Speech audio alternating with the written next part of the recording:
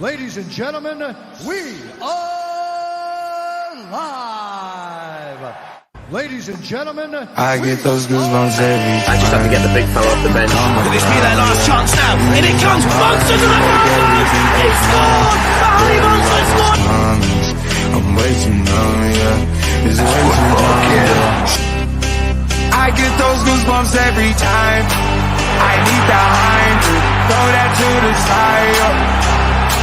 I get those goosebumps every time, yeah. When you're not around, when you throw that to the side, yeah. I get those goosebumps every time, yeah. 713 through the 281, yeah, I'm riding. Why they on me? I'm hiding. Sipping low-key and hiding. I get those goosebumps every time. I'm around, yeah. You ease my mind, you make everything feel fine. Worry about those times. I'm way too numb, yeah. It's way too dumb, yeah. I get those goosebumps every time. I need the hype. Good evening, everybody, and welcome to Loaded Mag NUFC. And tonight we're joined by a special guest, Zach. I'm shortly we're going to bring Zach on, but first of all, I just want to start as we always start and just ask the boys, how are we? Daz, how are we, mate? Oh, not too bad, Chris. Not too bad. What day is it? Tuesday, I think. Tuesday. Yeah. Nearly halfway in the week. Yeah, no, all good. All good. There's no panic here yet. Maybe when we get past the 16th, bit of panic, but no panic here yet. I thought you were saying panic because I'm in charge of the show tonight. I don't know. No, God, no. I've full faith in your capabilities, Chris. Peace, how are you doing, mate? You all right? I'm okay. Not too bad. Second day back after going back to work. So yeah, slowly getting into a horrible routine. I want to go back. I want to go back to the hot Christmas holidays. I don't want to go back to work. But no, other than that, all good. On the Newcastle front, I'm calm. Still think we'll get what we need. Definitely, mate. Definitely. We've just got to stay calm. Chris, sorry, that's what were you saying? I was just going to say, I want to go to Florida. Hello, Kevin from Florida, Lakeland, Florida. That's where I want to be. It's so cold. So cold here. Is it cold in Liverpool and Leicester? It's really cold. I'd say Florida would be nice. Stay away from the aliens in Miami, though. That's my advice. Stay away from them. Hey, I'm convinced, mate. You know me. Oh yeah, you always say this, don't you, Pete? Yeah, I'm convinced. It's a cover-up. But anyway, that's for another time. Hey, maybe our American guest Zach. Maybe Zach will have an opinion on this. That could be one of the questions we can ask him. Oh, can I just steal the chat just for 1 second, Dan? Yeah, go for it, mate. I'll equal your Florida with a GK. Good afternoon from wintry Chicago. Yeah, even GK. Wintry though. I don't like the sound of wintry. Yeah, that's true. I'd love to go to Chicago, man. I'd love to go. Yeah, I've not been to Chicago. GK, tell us what it's like. I'm gonna ask Zach as well. If Zach's been to Chicago, we'll have to ask. But without further ado, let's get Zach on because Zach's in the green room waiting patiently, and I think he's run out of his nuts and his drinks, as we always like to provide here on Loaded Mag. But without further ado, big welcome to Zach. Welcome, Zach. Great to be on. How you doing, mate? You okay? Yeah, doing very well. Like the intro, mix of Travis Scott and Black Eyed Peas got me really pumped. Great stuff. Yeah. That's courtesy. Oh, I can't get my fingers right. That's courtesy of Daz.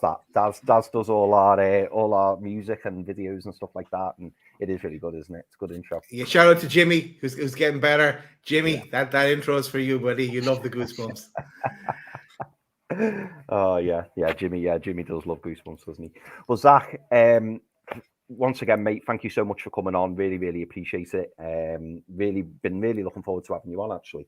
But first of all, before we crack on, Zach, tell us a little bit about you, mate. You know, where can we find you? What's your background?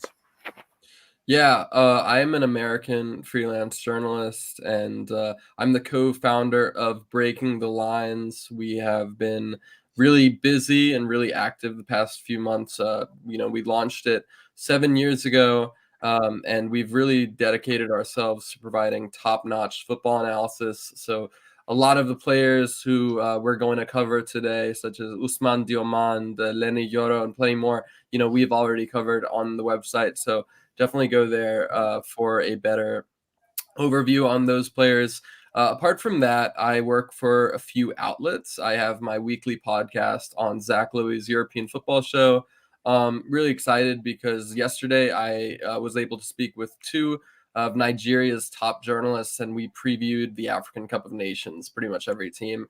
So that was a lot of fun. That's going to be on the site soon. And I'm also going to be covering the African Cup of Nations as well as the major leagues on Bet US, where I work on a freelance. But yeah, you can find me on a few other outlets. St. Louis City, the MLS team, I do a bit of work there. And yeah, overall, I am pretty busy with all of it and breaking lines. Very good, mate. Very good. And obviously, the biggest, most important question, Zach, is who do you support? Who's your football team? A lot of people ask me this. So my football team is actually St. Louis City. I know it sounds a bit cliche, but they are such an amazing organization. They gave me a chance to work for them, and getting to know some of the players, some of the staff, it's been a great experience. Technically, DC United is my local side, but I definitely don't think I have the same kind of connection with them that I have with St. Louis City. So looking to try to get over there to watch a game this year, hopefully. Brilliant. Was it DC United where Rooney was for a while? Yeah, it's actually funny. I was flying back from Russia back in 2018 to see the World Cup, flying from Heathrow to DC, and Rooney was actually on the same flight as me. Didn't realize until I was going back that, but seeing all the media following him, and yeah, it's pretty crazy story that, but yeah, I did get to see him play and manage DC United. I still have my Wayne Rooney DC United jersey. But yeah, looks like things aren't going too well for him at Birmingham City, so maybe he'll have to give MLS another shot soon. Yeah, he might have to. Yeah, he's out of a job at the moment. But yeah, who knows? He might end up back at the MLS, mightn't he? Funnily enough, I saw a replay of Rooney's goal the other day. It wasn't his goal. It was his crazy assist, wasn't it? I think it was in the last minute. And did it win? Did it win DC United like a trophy, or did they get something from that? Yeah, so you're talking about the one where he wins the ball back and then puts an incredible Hollywood pass. So that didn't win us a trophy, but it did. At that point, I think Rooney had only been playing for a few weeks with DC, and they were terrible. And that game against, I believe it was Orlando. Yeah, that really kicked off a great run of form for DC, where they made it to the I think first round of the playoffs. So definitely provided a seismic reaction. But yeah, DC, for a team that won, I think, like 3 of the first 4 MLS Cups, they haven't really been doing that well over the past 10 years, unfortunately. So going to take a miracle for them to turn things around. I definitely think St. Louis City, becoming the first expansion team in MLS history to win their regular season conference, doing quite a lot better than DC for sure. Well, talking of not winning trophies, we also have that problem, Zach. Being Newcastle United fans, we do have that problem, unfortunately. But from across the pond, like what's your overall like perspective of Newcastle in terms of how they are as a club in the Premier League? Like as we got this huge takeover not so long ago. But what's your opinion of Newcastle? And also, I'd be interested to know like what your opinion or what the American stance is on Newcastle, or are Newcastle still not really very well known over in America? I definitely think they are well known. I'll be honest. I know quite a few, City, Arsenal, Tottenham fans, quite a few fan bases in England. I'm not sure I know a single Newcastle fan in the States, but yeah, they're a huge club. I think that they are They have been considered a sleeping giant for a while. I think that they were kind of almost like they had handcuffs on with Mike Ashley in charge, because they were only going to go so far with him at the helm. So they definitely needed a takeover. And from my personal perspective, I have been covering it. I have been keeping an eye on it for quite some time. Just 2 years ago, I was in Lisbon and I got the chance to, speak with Lowy, for example, about the potential takeover. Spoke to some people like Fabrizio Romano about it. And it's something that we've definitely seen Newcastle go through quite a roller coaster few years, right? From getting rejected by Unai Emery to having all of these takeovers come and go. And now, I think that they are in an interesting position. I think that, we've seen how high they can go. We've seen how low they can go. Right now, they're definitely, perhaps been knocked down to earth. But I don't think that, if I was a Newcastle fan, I wouldn't be panicking too much. Yes, they're 9th in the table, but I do think that, finishing 4th, getting to the Champions League, that was always going to be something that would be very hard to be replicated against. And I think that it's you can't fall into that trap thinking that, oh, we did so well in our first full season under Eddie Howe. Now we're not doing quite as well. Now we've fallen down to the mid-table. We need to get a new manager. Well, because I think that you have to value stability. You have to value consistency.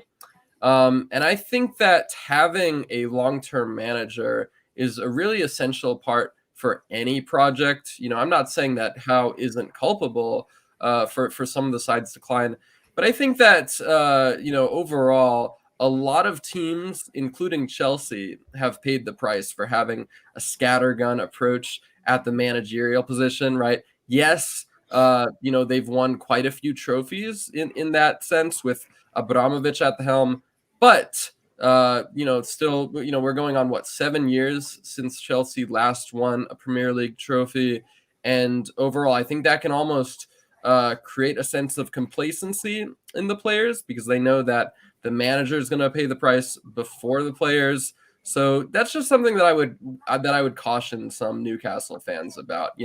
Yes, you guys aren't in a great position domestically at the moment. Yes, you just exited Europe, but I do think that there's definitely reason to believe that Howe is still the right man in charge. Yeah. Is that confidence to hear, Daz? Do you think that's confidence to hear that Zach believes that Eddie Howe is still the right man in charge? And obviously, following our derby win, Daz, is that how you're feeling? I know we were all having a little bit of a wobble, not wanting them out, but we were all having a little bit of a wobble. But are you kind of echoing what Zach's saying there, Daz? Do you believe that as well? I think we played our cards already by stay Howe. I think everyone knows that we're fully behind. We did, didn't we?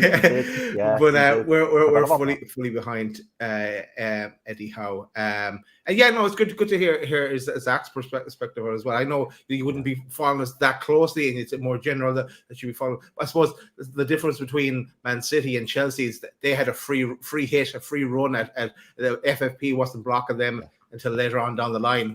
We don't have that advantage. We're straight from the off. We're kind of blocked in some sense. We had a bit of wiggle room with the non-spending of Mike Ashley, but that's kind of run out now. And we have to come up with different ways of getting around FFP. And also, Zach, I must commend Breaking the Lines. I love the work you guys do. As you can see, I've borrowed a few pictures from now and again I also when Chris said Zach from Breaking the Lines, I said okay, and then I clicked in and oh yeah, I know, I've been in there loads of times looking at the pictures and reading some of the articles and stuff. And you always cover do an in-depth piece on certain players, so it is very interesting. So check it out, people. Thank you.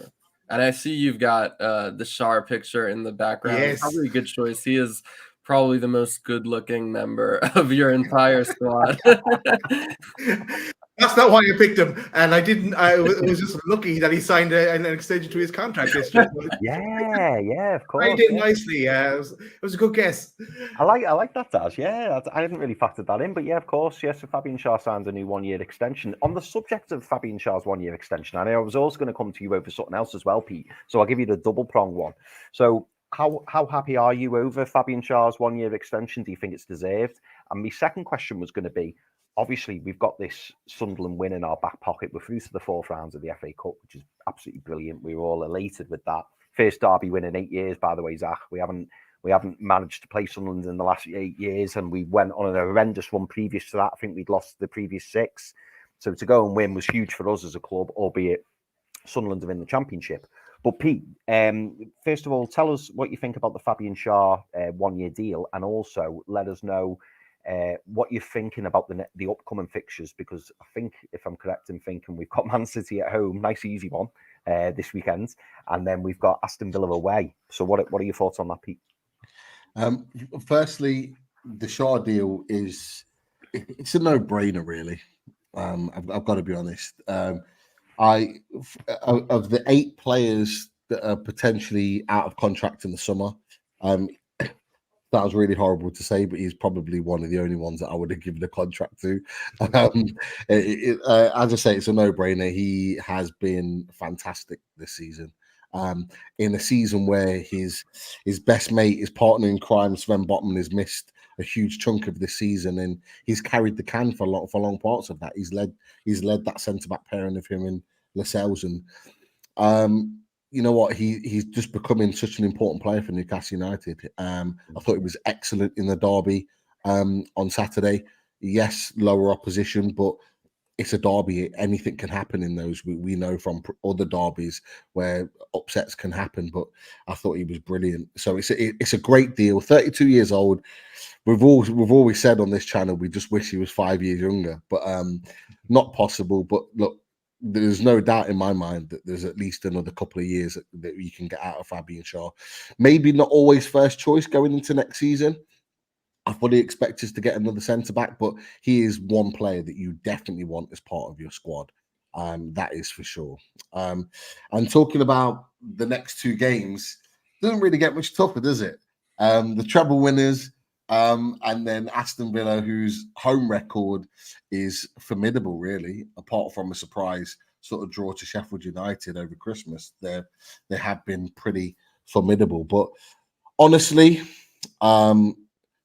what I want to see from the Man City game is Newcastle go and attack them. We're on our home turf.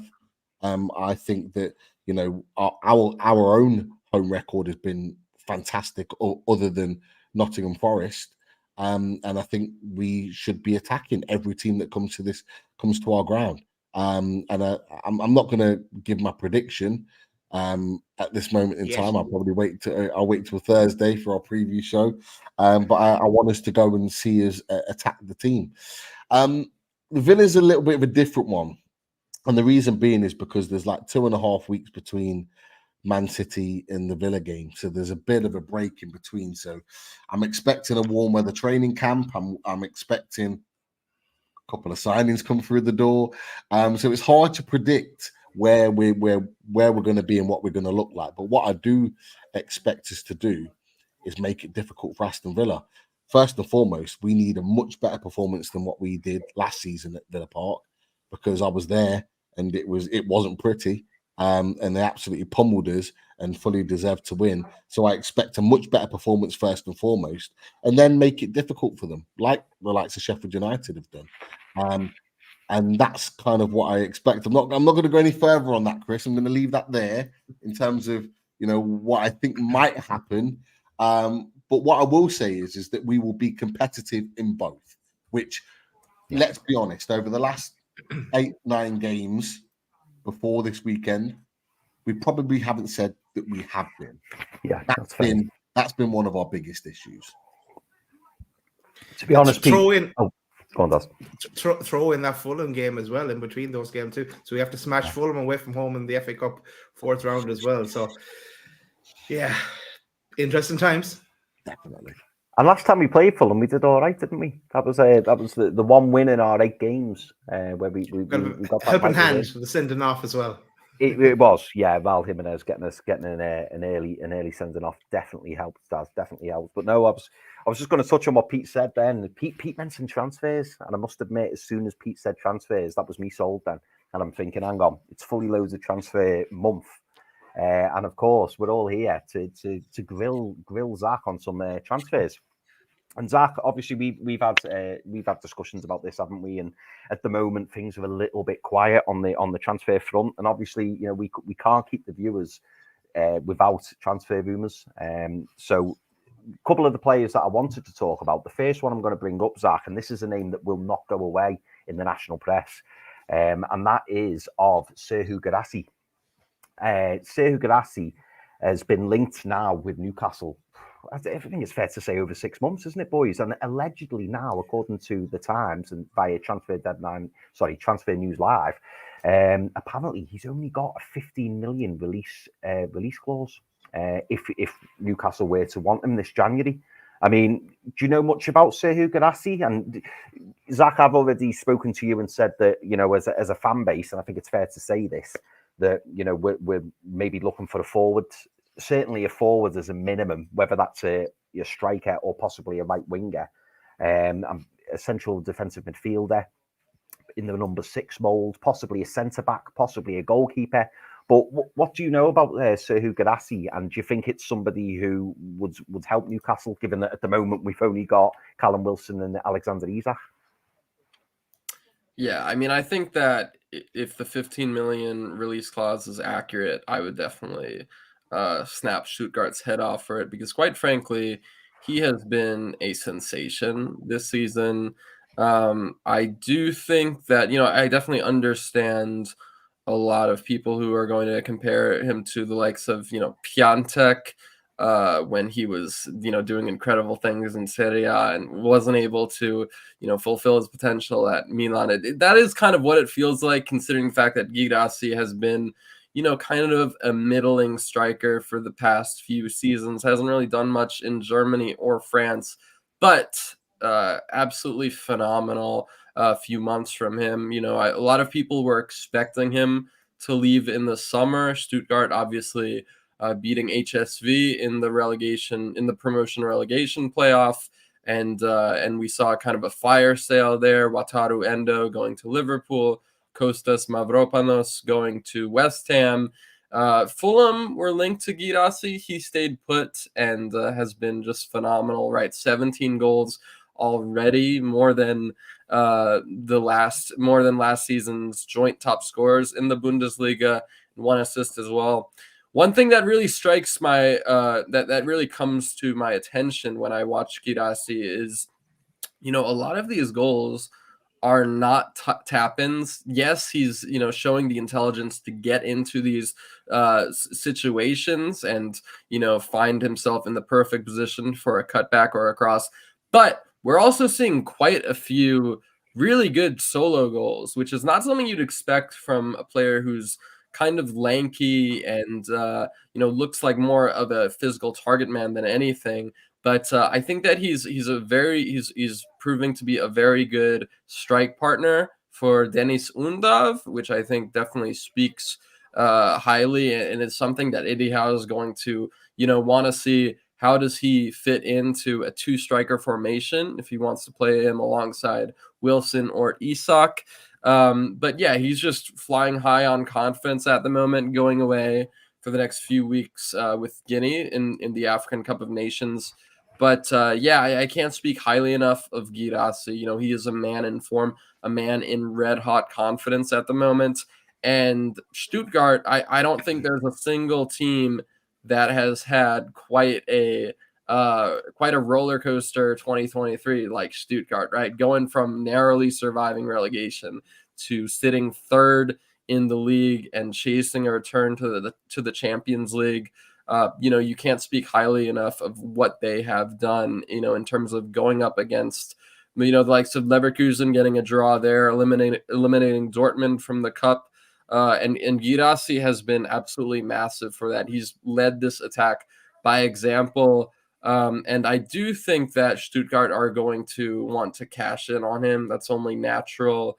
But I would certainly imagine that they'll try to renew his contract and increase that release clause a little bit.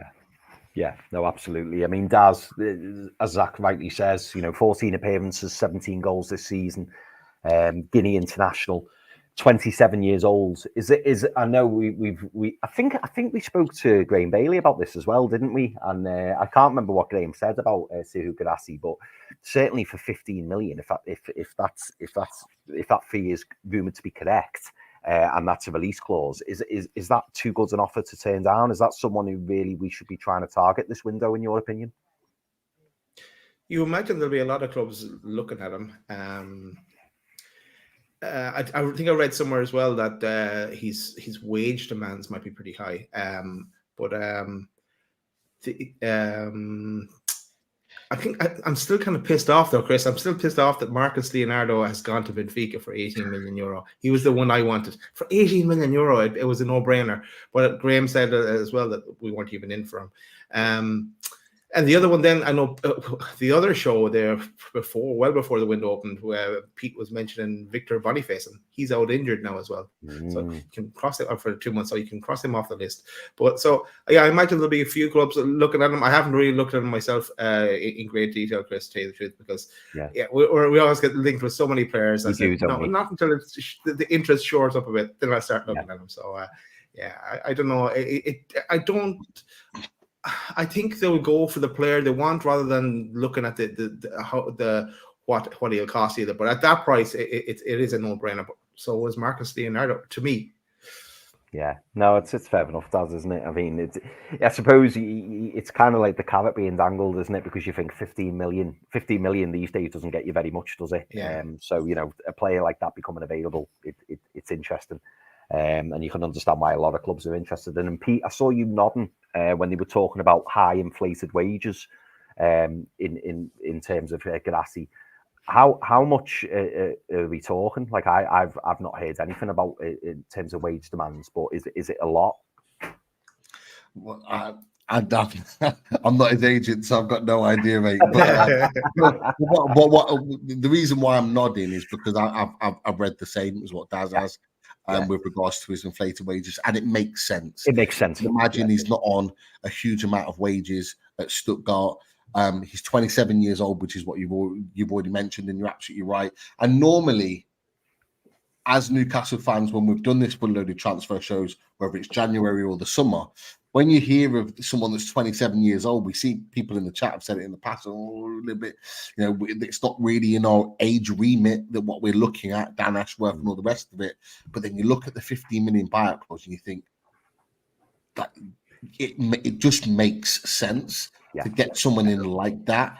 And that's where I think maybe the tug of war is with Newcastle in particular. But as well as that, we've got to factor in the player. That might be the biggest contract that the player receives in his career. And so he's probably going to look to try and maximize as much money as possible. Now, as a figure, I don't know. Hey, come on, Kev. It's a great age. It deserves a finger point. 27. That's like, to be fair, for most players, as a striker, whether it's changed now, I have no idea. Like, as a striker, your peak years were between the age of 27 and 32. That was always kind of the peak of your powers. So, in essence, we're probably getting someone, if we were to get someone like Sekou Girassi, at the peak of his powers. And this is the surprise for everyone, because he is 27 and no one's really spoken about him before. But we get some players that really hit their top form 19, 20, 21. But some players do progress and develop later, and he's one of them. Now, I have to say, from the initial links, I hadn't watched massive amounts of him, but since the initial links, and we're going back as early as sort of like October time, I've been watching a lot more of him, and I tell you what, like, he is perfect for the Premier League. Whether he signs for Newcastle or not, the guy is perfect. He's quick off the draw. 5 or 10 yard sprints. He's quick. He's dynamic.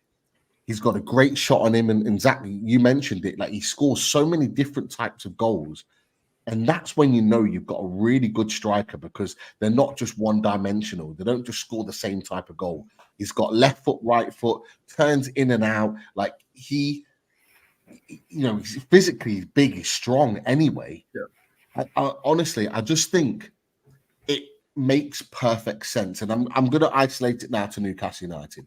The reason why we haven't signed someone like that already is because probably the wage demands are huge. He would probably be commanding at this point anywhere between 150 and 200,000 pounds. And that's just my guess. And the reason being is because of what I said. It might be his last biggest contract. If he signs a 3-4 year deal, that's taking him to his 31, maybe even 32 5-year deal. And so he's not going to get a bigger contract in his next contract after that. So he's going to try and maximize it. So I just think Guirassy, that's probably why teams haven't taken the punt on him yet. Someone mentioned in Toon Gamer, he keeps mentioning it. He's mentioned it 2 or 3 times. I assume it's a he. I apologize if it's a she. But Toon Gamer mentioned that he got injured in a practice game at AFCON. I'm not sure of that. I don't know that myself. But that may well be why that scuppered the deal.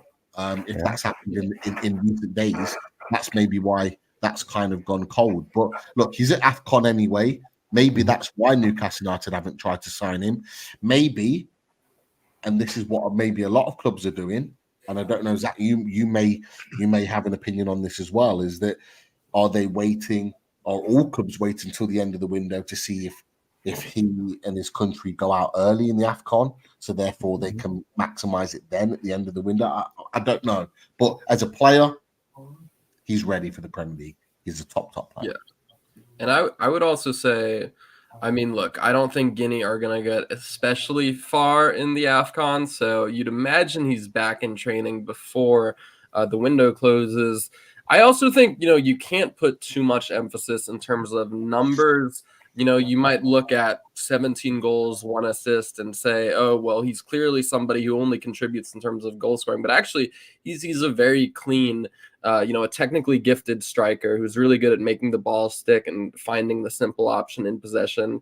As far as the age goes, a lot of people are going to be thinking, oh, this is his first great season. He's the flavor of the month. But guess what? I think that this could very well be the start of a new Guirassy, the start of, a striker in his peak, as Pete mentioned, right? A lot of strikers, they get in that 27, 32, 33 range.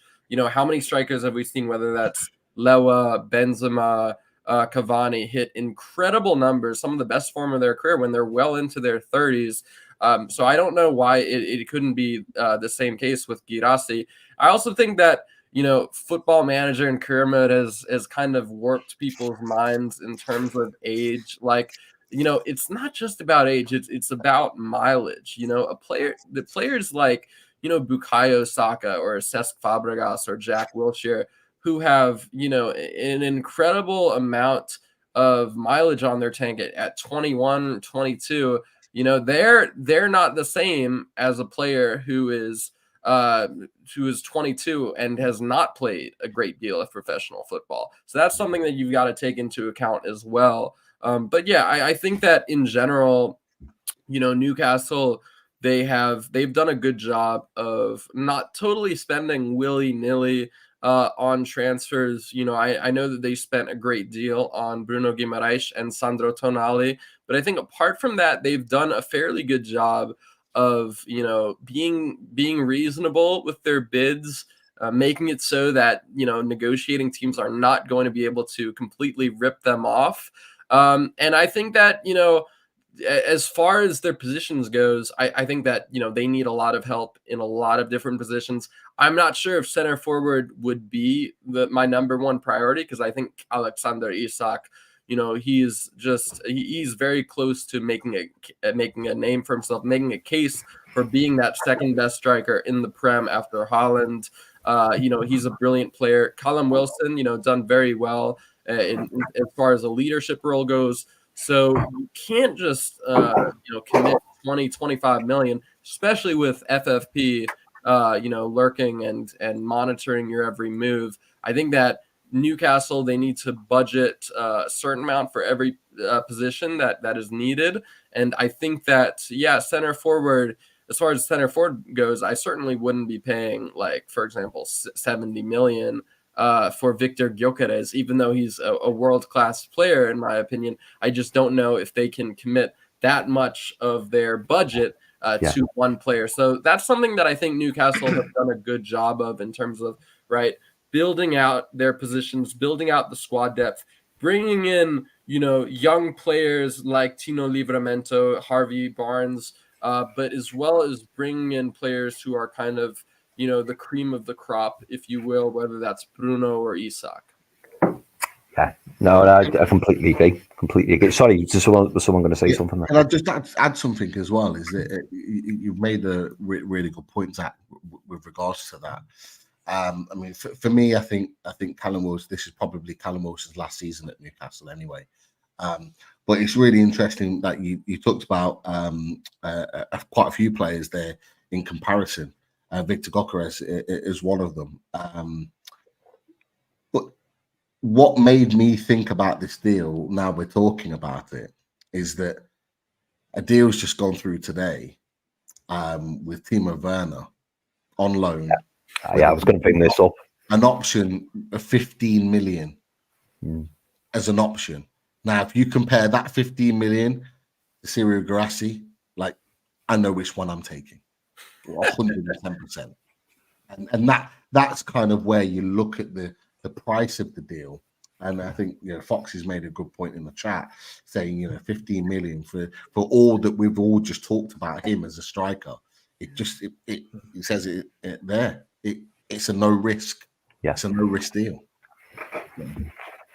Yeah, no, it's a great point, Pete. It's a great point. And on the subject of the chat, Daz, I know you mentioned before that there was a super chat, so I thought we could bring that up. There is. Guess who it's from? If I was to say there was no question, can you guess? Is it good old Colin? It's Colin. It's Colin. Cheers, Colin, for the Cheers, £10 donation. Colin famously never puts a question in with his donation, but we still appreciate it, Colin. Thank you very much, as always. No, that's really good. And we appreciate all of you. And it's a good time for me to kind of mention thank you to everyone for watching. Please don't forget to like and comment. Get those questions in for Zach and the boys. If there's any questions, any burning questions you've got for Zach, we'll try and get to some at the end. But yeah, thank you very much for watching. And if you haven't subscribed already, please consider doing so. On the subject of, and Pete, you keep linking me in, mate, and I love it. On the subject of great age, here's another player who's a great age. Which some people would say, and that's Rooney Badaji. Someone else would say that as well, Chris. Oh, really? He's a great age. Sure is, Eddie. Sure is. He is a great age. He's a great age. I believe Rooney Badaji is 18 years old. Currently playing for Copenhagen. I believe he scored in the Champions League against Man United. So he's a player who's on the radar. And Pete, I'm going to come to you first over Rooney Badaji because you've mentioned him a lot, and I know that we mentioned earlier about possibly looking for a forward, a right winger, come striker. I don't know which one it will be, but Rooney Badaji, as we know, plays on the wing. But what do you think? There's a possibility of us getting this lad? And we've already been throwing figures around, like 15 million potentially for Guirassy, 70 million for Gyökeres. How much do you think Badaji would cost? Well, first of all, Copenhagen put out, I think about a week ago, that they thought that they didn't expect Rooney Badaji to be at the club at the end of this month. So they had a feeling that he could well be snapped up by somebody. Now, the big thing about his transfer is going to be the price. I don't think it's going to be anywhere between sort of 30, 40 million. I don't think it will take that much. I think for me, and this is just my opinion on this, I think anywhere between 15 and 20 million will probably get the deal done, in my opinion. Which in the grand scheme of things, like you've just said, right winger, 18 years old, bags of talent, and so much room to grow. It makes sense to deal like that.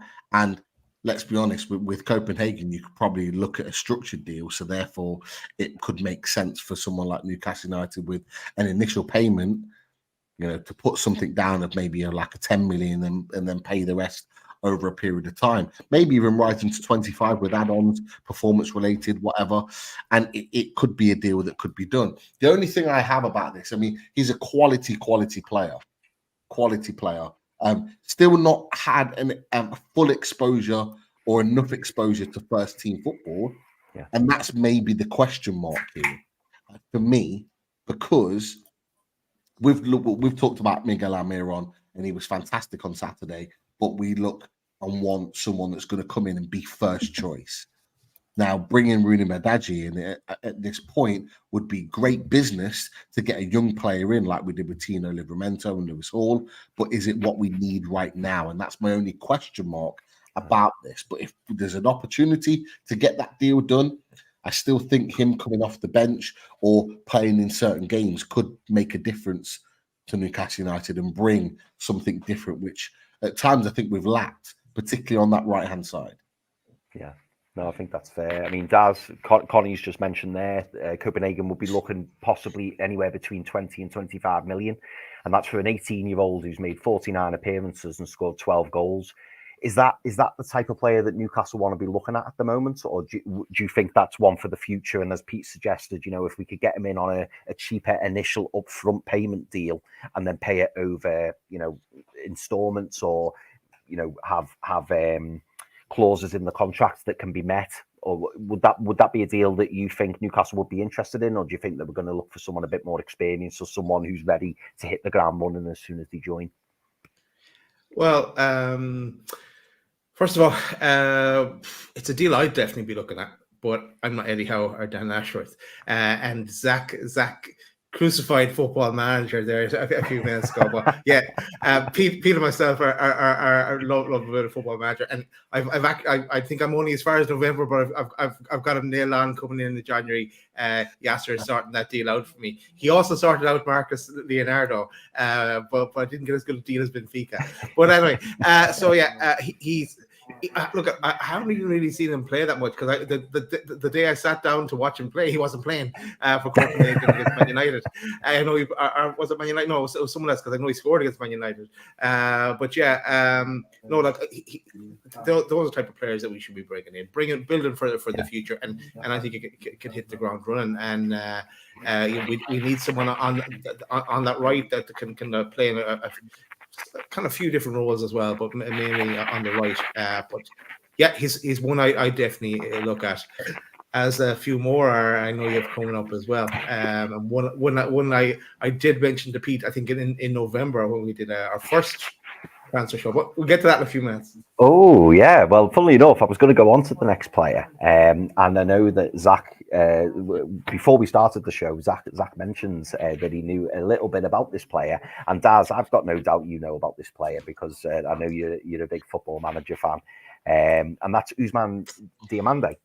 And yes. He is a centre back for Sporting Lisbon, and he's had quite the trajectory from what I gather. I think he was playing in the Danish league with Midtjylland, and then he quickly got a move to Sporting Lisbon, and he's become like an ever-present.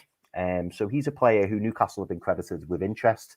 There's been rumours that apparently his release clause, and tell me if I'm wrong here, Zach, but apparently his release clause is somewhere in the region of £68 million. Which is an awful lot for a young player, but obviously they must rate him. But can you tell us a little bit more about Diomande, Zach, and what you think he would bring to the Premier League, whether he joined Newcastle or somebody else? And do you think he will end up getting that big move? For sure, yeah.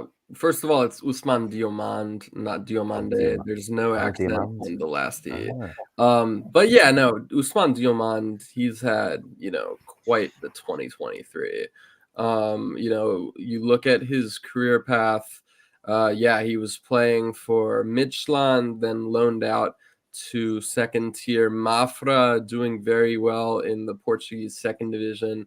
Gets a move to Sporting and really quickly brought into the lineup.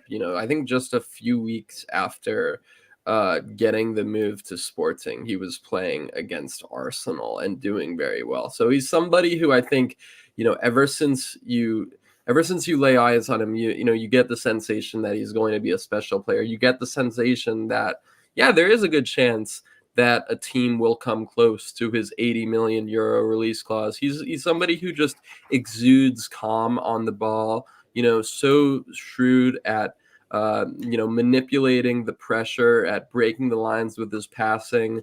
I think physically he's a very competent center back, done very well on the right side of a back three. But I also think that with his ball playing ability, he'd be fine playing in a back four or in the middle of a back three.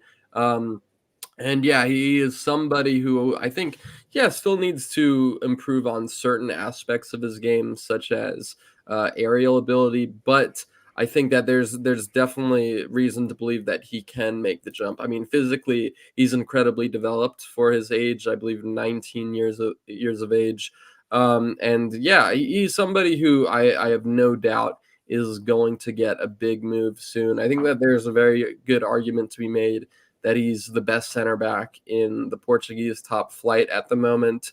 And yeah, he's very much the definition of a ball playing center back. And I think that I'm not sure if Newcastle will be able to get it, because I think there's going to be a ton of competition for Diomande.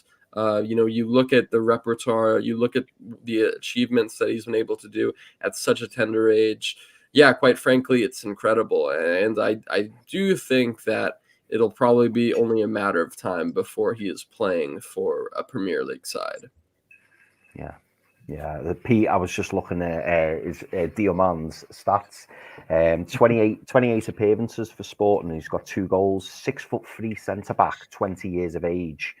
And then as soon as Zach started talking about ball playing centre half, who can play on the right of a free or in the middle of a free, I don't know about you, but I got excited. Is he? Do you know much about Diamande, or is he a player that's on your radar, or have you heard about him yourself? Yeah, honestly, I've heard about him and I've seen a little bit of him, but I'll be honest, I hear about him more from Potts than anyone else, because Arsenal are heavily linked with him, and he's one that they're looking for a replacement ultimately for Gabriel, which is their right side of centre back, and so that's kind of where I hear a lot about him. But I'd looked at a couple of his stats myself just a second ago, and one of the things that stood out for me is his ball recoveries. His ball recoveries are, I think it was like 5.7 something per game, which is high, which is good. It's a really, really good number. And for me, we're looking at Fabian Schär's replacement here. And for me, if we're going to get a Fabian Schär replacement, he has to do the job that Fabian Schär does currently in this team, because it's why Schär and Botman are so good together. And so, we're talking about a ball playing centre back and being very, very good on the ball and progressive. I think you'll be struggling to find a young player as good as Fabian Schär on the ball and what Fabian Schär can do from distance, long passing, shooting, all the rest of it. But they need to be competent in the ball, with the ball at their feet. But Fabian Schär is equally a very good defender, a very good ball recoverer. And he's done that time and time again this season and last season. So seeing that is a positive for me. And that would encourage me to think that he could be potentially Schär's successor. The only problem I have is that ultimately Sporting are flying high at the moment this season. They don't necessarily need to sell. And if you're going to take someone like Diamande out of Sporting, you're going to be paying big money. And that's my only concern. Do we have that big money? We had the same conversation, boys, and Daz, you'll know, because you talked about him in particular, about Andre Silva. Yeah, exactly. And that's where I was going to go. Pete, because Okay. last 6 months ago, where we were in that window, we were talking about Antonio Silva, and we're all over him. Benfica, young as well, great age as well. But and about November time when we started talking about who we'd like to bring in, I brought up this guy. I'm not even going to pronounce his name because I ought to mess up everybody's name. He was better than Silva for me. I agree with Pete. I kind of identified him as Shar's replacement, but it's not going to be for January. Forget about it for January. It's not going to happen. We're not going to have that kind of money because he will command a big fee. But I did read somewhere today that Liverpool and Newcastle were looking. I'm not sure if it was at Sporting Lisbon or at him specifically. So they are monitoring him. He's on the list, but whether we get that far unless someone snaps him up in the meantime. That you're right. There were reports that I think this week or over the weekend, Sporting's game, there were representatives from Newcastle watching Sporting. Now they've not specified who they were watching. I think there was Arsenal and Tottenham there as well. They assumed that they were looking at Diamond, but nobody can confirm whether Newcastle were watching Diamond or whether they're watching Gokares or both, even maybe even somebody else that we might talk about. But I'm smiling here, Pete, because like literally you've done it again, mate. You've done it again. We're Newcastle watching this guy. Marcus Edwards, who as well, Daz, to link into what you've just said as well, there was when I was looking for information on Marcus Edwards, Liverpool, I saw an article where a Liverpool fan was proposing that maybe Liverpool might look at Marcus Edwards. I know Liverpool have got like 483 forwards, but they were talking about maybe shifting out a couple, and somebody like Marcus Edwards would, possibly be on their radar. I mean, Zach, being our Portuguese expert,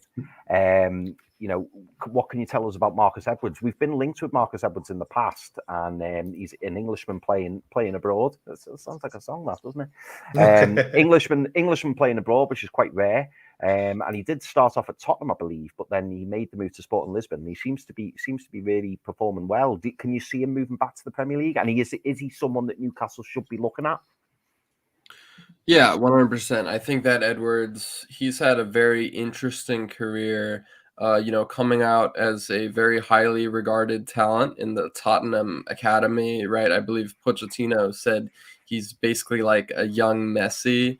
And oftentimes when you see a player who's hyped up as this big wonder kid at such a young age, oftentimes they really don't pan out. So I think that what Edwards has been able to do, despite a disappointing loan spell at Norwich, despite all of these concerns over his attitude and whatnot, he's been able to find his way, going to, I believe it was Excelsior in the Netherlands, then working his way to Vitória and making a name for himself in Portugal, then getting a big move to Sporting.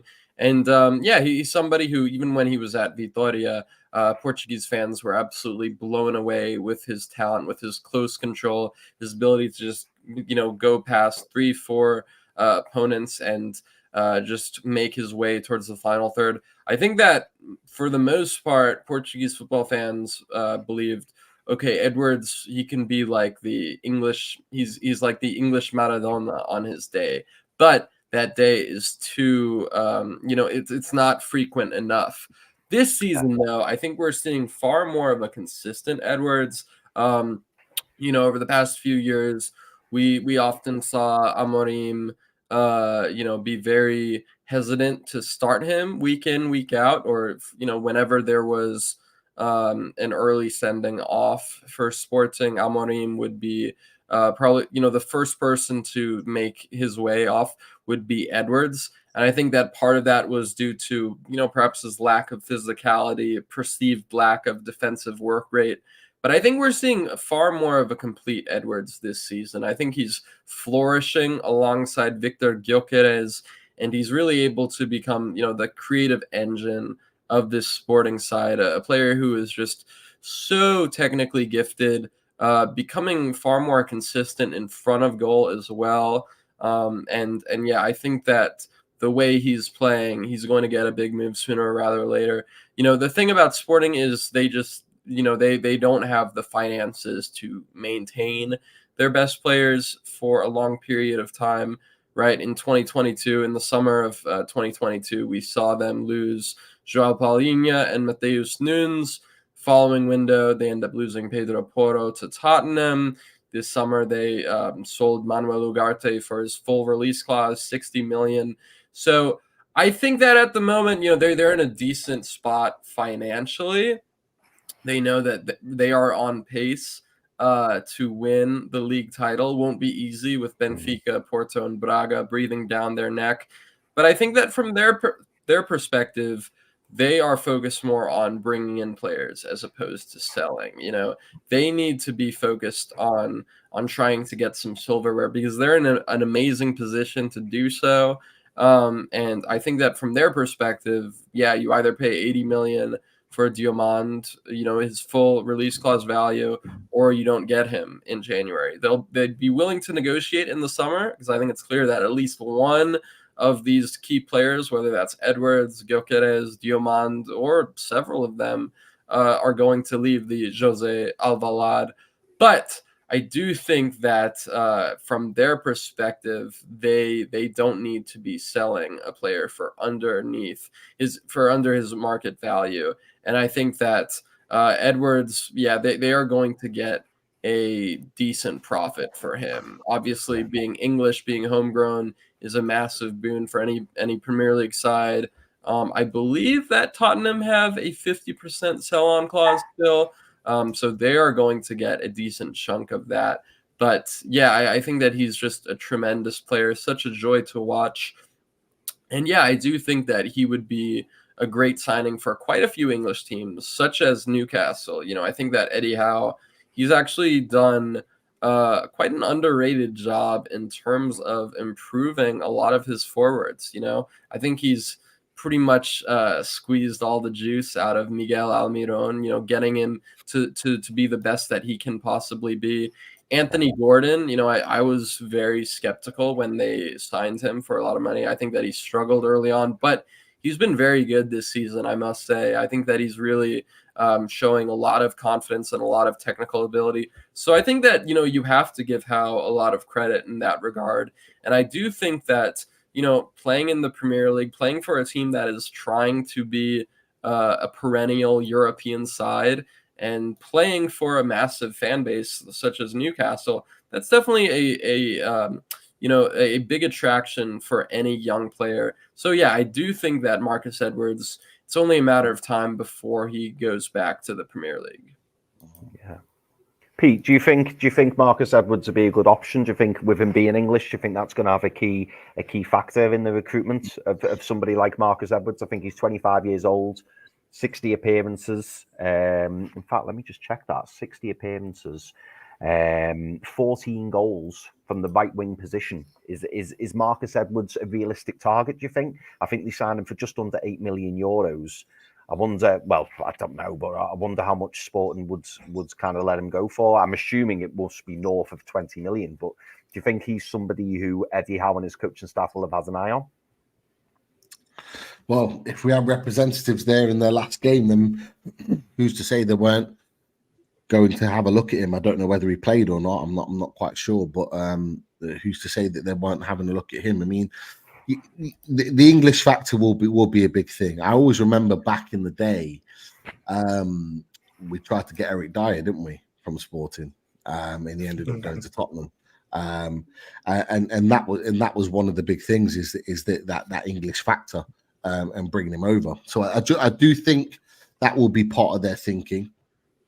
I don't think the transfer fee will be an issue. I just think I don't know. I don't know whether they will go for him. In my own personal opinion, I think he's a talented player. I know Tottenham were heavily linked with him a couple of years ago. They were really looking to bring him over, but I don't know about this one. I don't know whether he will be a player that Newcastle United will bring. I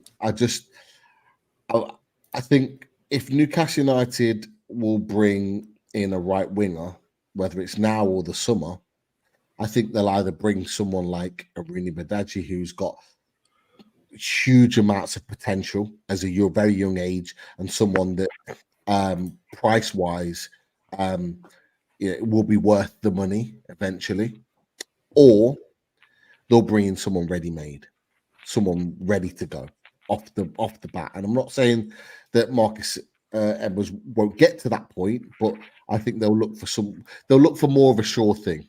Yeah. Is what I'm getting at. That's just my opinion on that. Yeah. Talking of sure things, and we can't go through a fully loaded transfer show in January 2024 without mentioning this guy, because he's on the lips of everybody. And Zach, I'm sure even from where you live, you've probably heard this rumor, but we have to talk about Calvin Phillips. Calvin Phillips, there was news breaking today, I believe. I think it was earlier on today, saying that Juventus they've now pulled out of the deal, allegedly.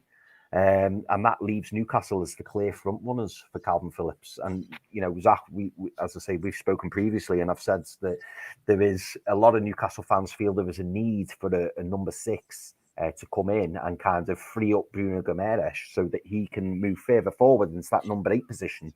And someone like Calvin Phillips will provide that stability and that, help out the defence, have that blocker in front of the defence to support them when trying to defend the goal. And we've in the last few games, taken away the Derby and taken away the Fulham game, we've really struggled, I feel, and I'm sure the boys will agree, to really kind of protect that defence.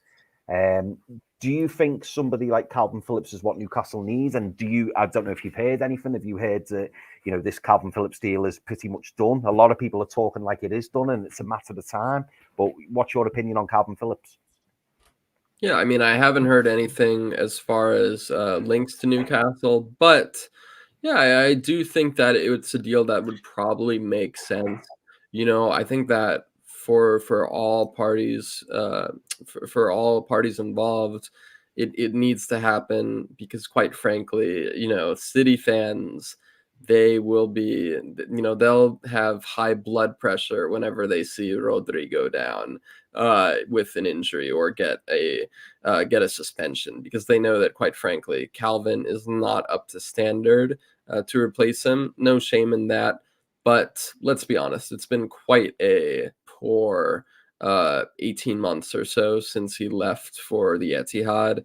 I think that you can't look at that and discount what he was able to achieve at Leeds. He really was a key fulcrum of that promotion winning side, of their ability to make a really good go of it in the top flight under Marcelo Bielsa. And I think that that Calvin Phillips, I still believe he exists. I still believe that a coach will be able to get the most out of him. I think that perhaps he's become a little bit complacent, right? I remember Guardiola calling him out for being a bit too overweight. And I think that, there's always the risk of that happening as a player who is, achieved a lot, who has been able to play for England and, finally gets a big move, finds himself on the bench, collecting a comfortable wage. Maybe you've lost a bit of motivation. So yeah, it's clear that he really hasn't been able to do that much with the opportunities. It's also clear that they've always earmarked him for a backup role. And I think that, leaving, going to a place where he can become a key player again, that's going to be really important for him as he looks to kind of make his way back into the England team. I think that if he can find some regular game time, some regular momentum, I think there's a decent chance of him, playing a big role in the Euros, just as he did last time around. So yeah, I think that he definitely needs he needs to find a new club. City needs to find a better replacement for Rodri. And I think that Newcastle, it would be an interesting move for him, because, as you mentioned, they are kind of struggling with that guard ahead of the defense, finding that player, that Makelele, that Fernandinho, that Kante, who's going to do a lot of that. I think that you look at the other players in their disposal. I don't know what you guys think, but I think that there were kind of some issues fitting in Tonali and Bruno into the same team, because I think they're both very similar players, both kind of box to box, deep lying playmakers. Tonali, I don't think he's necessarily an anchor, a sitting midfielder, but he is very active in terms of engaging in physical duels, in terms of winning the ball back. But do they have that natural defensive midfielder that's going to make a 4-3-3 work? They have somebody like Joelinton who's capable of, eating up every blade of grass and being a real box-to-box machine. They have someone like Bruno who, he's a very good deep-lying playmaker, but I think that there are definitely some times where perhaps his too much aggression definitely lets him down and causes him to get booked when he doesn't need to be. Do they have that natural defensive midfielder in that squad that's going to free up the likes of Bruno, Miley, Joelinton to go further forward? I'm not so sure. So I do think that, getting Calvin, it definitely makes a bit of sense. I think that there could be some teething issues at first. I'm not sure if it's realistic to expect the player who's been sitting on the bench collecting cobwebs in his cleats, expecting him to go straight into the starting lineup and be a part of this Newcastle side. But I do think that he's still in the prime of his career. He's shown that he can do a job in the Premier League and is excelling at, winning the ball back and preventing the defense from being overrun. Overall, I think that's what they need. And I think that Calvin getting the chance to start regularly again, getting the chance to play for a club like Newcastle, a lot of advantages from his perspective. But I think that that's definitely something that they need, a player who can kind of connect defense to attack. I was watching the Liverpool match the other day, and it's funny, I didn't get the chance to watch it live, so I was definitely expecting a bloodbath with 7.5 XG or whatever. I actually thought Newcastle were pretty decent. Obviously, they got completely overrun, but I don't think that it was necessarily a poorly coached game. I just think that the individual quality, the gap in individual quality definitely let them down going up against players such as Salah, Trent, and just trying to go with them blow for blow. You saw their energy levels just ran out at a certain point. They were chasing the game from start to finish, trying to defend, trying to hit on the counter, and eventually they couldn't deal with it for the final 20 minutes or so.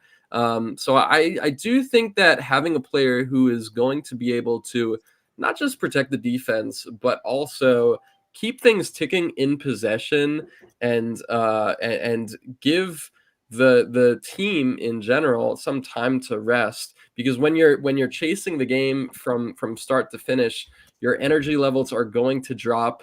And you're going to see that's going to affect everybody, right? That's going to see somebody like Isak be a little less precise in his finishing, right? So I just think that they need somebody who is going to be able to not just do a job in these physical duels, but also slow things down, control the tempo of possession, and like I said, make the team cohesive.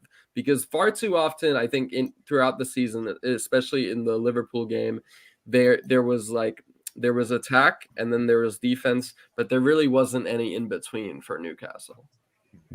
Yeah, Zach, you nailed it there. And few points. We didn't get to see enough of Tonali, Bruno, and Joelinton. They started off as our midfield three for the start of the season, but Tonali was just getting used to the Premier League, getting used to everything really, and he had things on his mind as well. So we didn't get to see that. But I also agree with you. We do need that defensive midfielder. We don't have one. We don't have that one player that'll sit there. I'll throw another name into your list. David Batty is my one for central defensive midfielder. But bringing in Calvin Phillips on loan, why not? See how he gets on. Maybe then look, maybe he gets on so well that we do end up buying him outright. But and also just to see how we would operate with that defensive midfielder. We've never had that under Eddie Howe, and there is also a question of, does Eddie Howe want that? But that's a different topic. But it does look like eventually Calvin Phillips will end up at Newcastle in this window, but on loan. But when is the question? I'd say after the 16th. Yeah. And Pete, I'm gonna come to you here. I'm gonna put you on the spot now. I'm gonna put you on the spot, Pete. We fast forward to the 31st of January, the transfer window deadline day. It shuts, and what I want to know from you, Pete, is will we see this man in black and white come the end of the transfer window? Yeah, I do. I think it's the most open we've been with a transfer for a long time. Probably since Kieran Trippier, in making it clear to journalists and in general that we want the player. I know at times Eddie Howe said, "Oh, we're not looking for a player, this, that, and the other." I think there was a few panics after the Farnweir derby when Eddie Howe said he's not actively looking for a player. Of course they are. They are. There's even talks that there's a transfer meeting that's taken place today. So will that transfer talk mean that move progresses quickly? Wouldn't be surprised if that's the case. I said it to you boys last week, or it might have been the other day. I said I wouldn't be surprised if the deal gets done after the Man City game. To get that game out of the way. He's not going to play in that game. He didn't play in the FA Cup at the weekend, which means that they didn't want to cup tie him. So they're obviously thinking that he's going to go from a Man City perspective. It would make sense, and someone just put it in the chat, and I was thinking the same about, we'll have about two weeks or so before the Villa game where he can come in just after Man City and get to grips with what Newcastle United want. If that deal gets done and he gets signed. But look, Zach, you made some really good points. We've talked about it on Loaded. We need a defensive midfielder to come in. And we don't just need any old defensive midfielder. We need a defensive midfielder that does a specific job. And you talked about it with regards to Man City. There's a reason why he hasn't really been given the tools or the keys to the kingdom at Man City, is because he doesn't fit their style of play, ultimately. Now, they've been very, very lucky, maybe good scouting. You can argue either way, in that they've had two defensive midfielders that have been outstanding in the last 10 years. One was Fernandinho and the other is Rodri. And they both can do that job. And it's a very specific job that they do within that team that makes the team click. Now, if you look at the way Rodri plays, if you look at the way Fernandinho play, they play very similar. But that's not Calvin Phillips, sorry. Calvin Phillips doesn't play that way. He plays very slightly differently in terms of, in terms of his ball recoveries, and maybe not as high. He doesn't cover the ground box to box as well as Rodri and Fernandinho do. And I just think that's why I think Pep's realised very quickly that he doesn't fit the Man City mould, and Man City become exposed when he's in the team. Doesn't mean he's a bad player. It just means he doesn't fit that style of play. So coming to Newcastle, I think he's perfect for what we do in terms of the way we play. Yeah. Because, and it goes back to the point that you mentioned, Chris, about, I think, and Zach, you mentioned about Tonali and Bruno. And Daz, you mentioned that we didn't see them enough, and we didn't. We can't say that Bruno and Tonali can't play in the same team. They played like 3 or 4 games maximum before everything came about, and his ban came into place. That's not enough of a marker to put down as to whether a player can play with Bruno Guimaraes in midfield or not. Like, I've got no doubt that Sandro Tonali will be a fantastic and perfect addition to our midfield once he gets up to speed and he's playing regular football.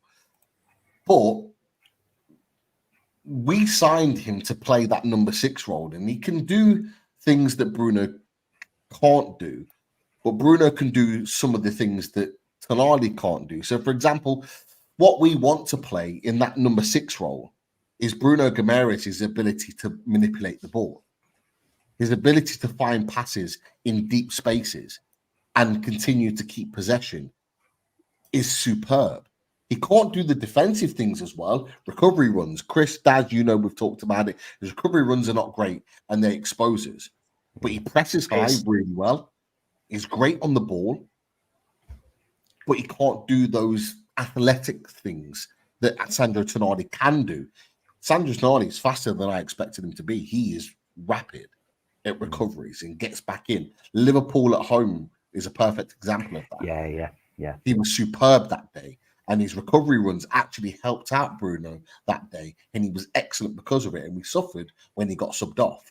So that's just a case in point as a bit of an example there. So that's why I don't think he's played the number 6 as much, because Bruno Guimaraes' passing range is better than Tonali's. Now, what I would say to that and argue is that Calvin Phillips' passing range is very good, is better, in my opinion, than Sandro Tonali's.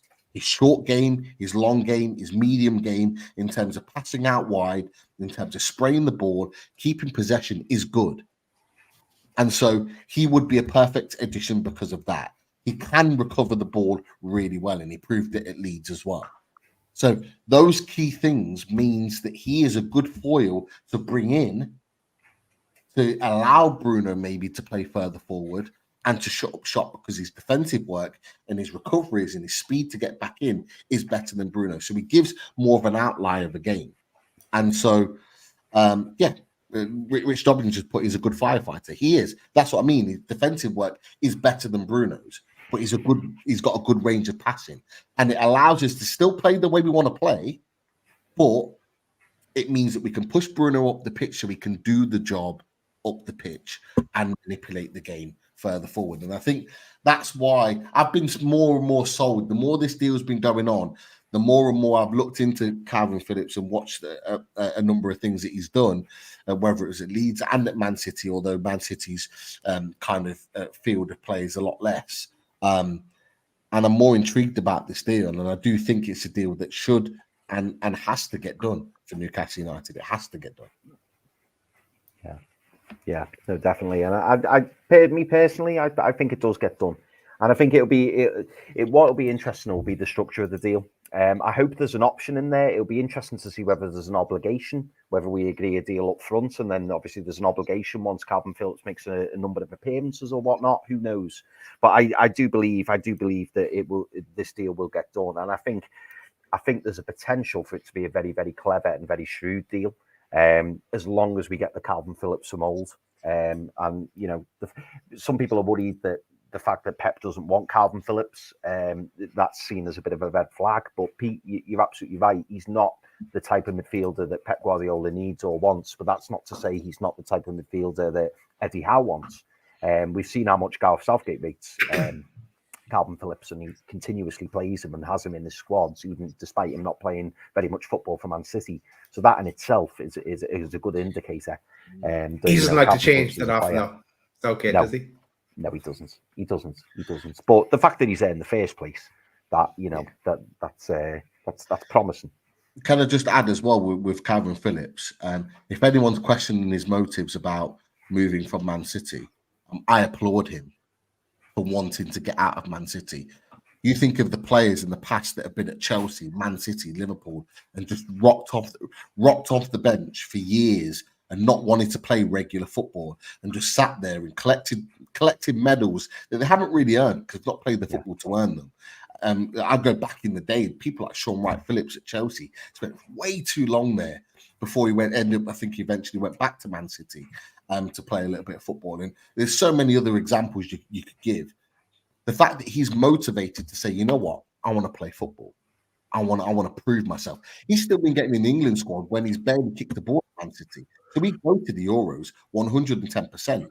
But the fact that he wants to go to another team to play football, to prove his worth to Gareth Southgate and earn his spot in the England setup, I've got to applaud that, because there's so many players out there that wouldn't. And I actually think him coming to Newcastle United would come to Newcastle United with a hunger, with a desire to prove people wrong, that actually to prove Pep wrong, that actually I am a good player and I can play at the top level. And I applaud that from him, that he actually is desperate to get out. And I think sometimes that's overlooked, because a lot of players would be quite happy to just stay and pick up the wage and pick up a medal now and again without having to do the work. And he seems to be built differently. And fair play to him. Yeah. No, absolutely. Zach, I apologise for running over. Just having such a good discussion. I know we were planning on doing the hour, but we've gone over a little bit. But one player I want to speak to you about before we start to wrap the show up is this man. And this is a player that I didn't know much about. And funnily enough, I came across this on your socials. And this player, for anyone who doesn't know, is Leny Yoro. Leny Yoro is an 18-year-old. He's currently plying his trade at Lille. And he is a centre-back who, as I say, is 18 years of age, and he's 6'3", and he's grabbing a lot of attention at the moment in the press and the media.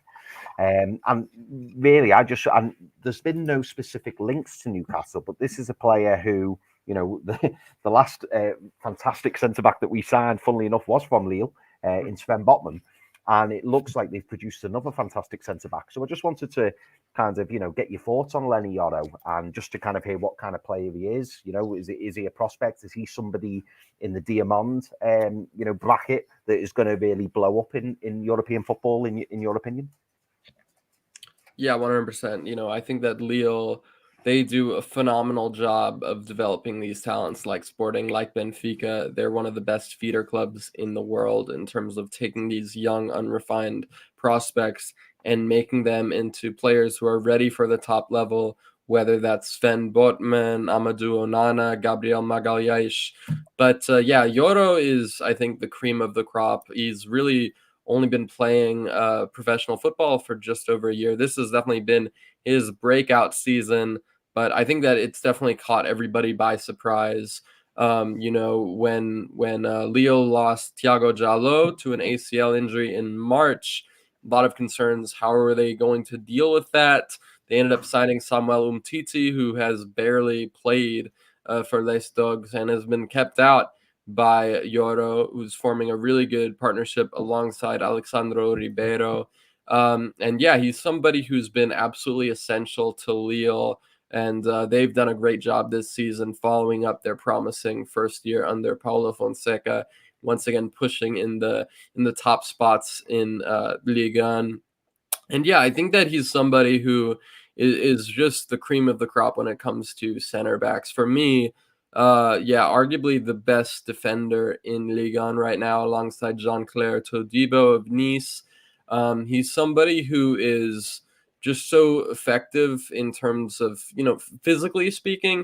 You know, you look at where he ranks in terms of ground duels and aerial duels, it's up there with the best.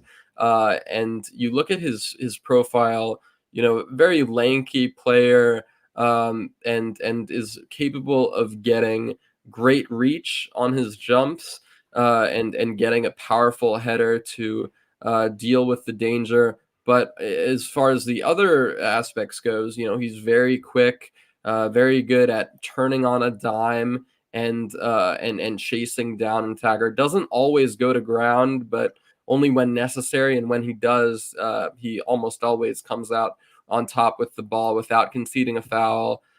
As far as the technical side goes, yeah, I mean, it's clear that France are doing a very good job of producing these ball-playing center backs, right, who are kind of forged in street football, le foot de rue, and who are just so skilled at making their way out of these tight scenarios. And I think that Yoro, he's no different. You know, you look at his ability. He's somebody who very much defends on the front foot, very good at anticipating danger, but is also really skilled on the ball in terms of, you know, picking out his teammate with a delightful cross-field play. Very good at switching the flow of possession, finding that underloaded side. And yeah, he's also just very good at utilizing his technical ability, his close control to the point where, you know, once he receives the ball, once he intercepts possession, he can dribble past a few players, dribble forward, and find his winger in a dangerous position. So I think that he's just such an interesting prospect. He's somebody who, yeah, like I said, physically, I don't even think there's that much that he can develop on. He's just so good both in the air as well as in ground duels. His acceleration is really impressive. It's something that's going to be, massive if he does make the move to the Premier League and finds himself up against these speedy forwards such as Heung-min Son and Erling Haaland. So I just think that he is, he's definitely somebody who, at 18 is already proving to be an incredibly competent center back, both at Ligue 1 as well as the Europa Conference League with Lille. Somebody who I have no doubt is going to make a case for himself as one of the best center backs in football. So I think it's definitely only a matter of time before a team snaps him up. There are a lot of teams that will be interested in him. I think Paris Saint-Germain, given Presnel Kimpembe's injury issues, given Marquinhos' age, I would not be surprised if they go in for him. I believe he's from Paris as well. I think, Real Madrid, they've done a very good job of identifying, the next top players in their class, such as Endrick, Vinicius, Rodrigo.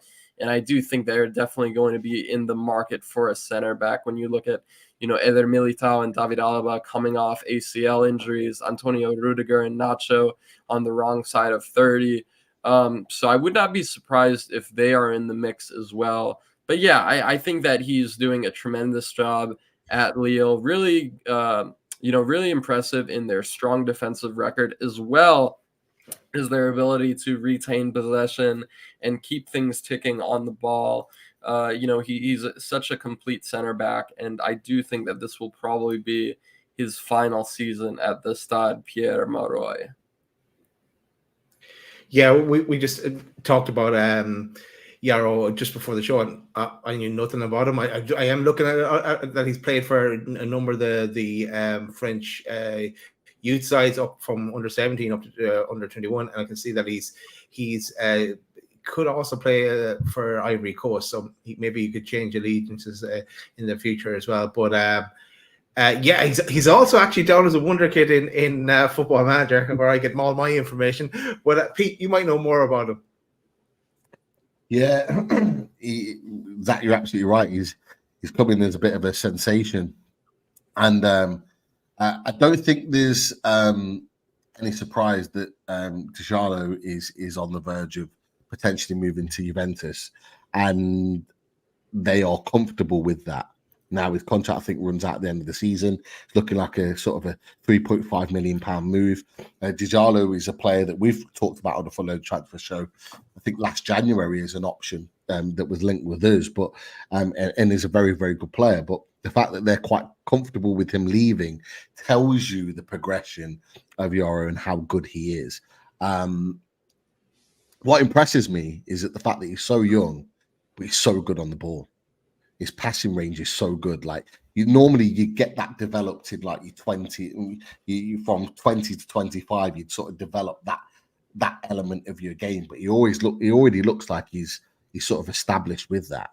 Now, like the one thing that worries me is what you said, Zach, and I wasn't aware of this, is that he's a Parisian. And with Paris and what they're doing at the moment is that they with their newer setup, which to the outside world doesn't look like much, but actually what they're trying to do is stop buying the superstars. They're trying to buy players that are one, Parisian or French, or have got good young potential, and they're trying to build their squad that way.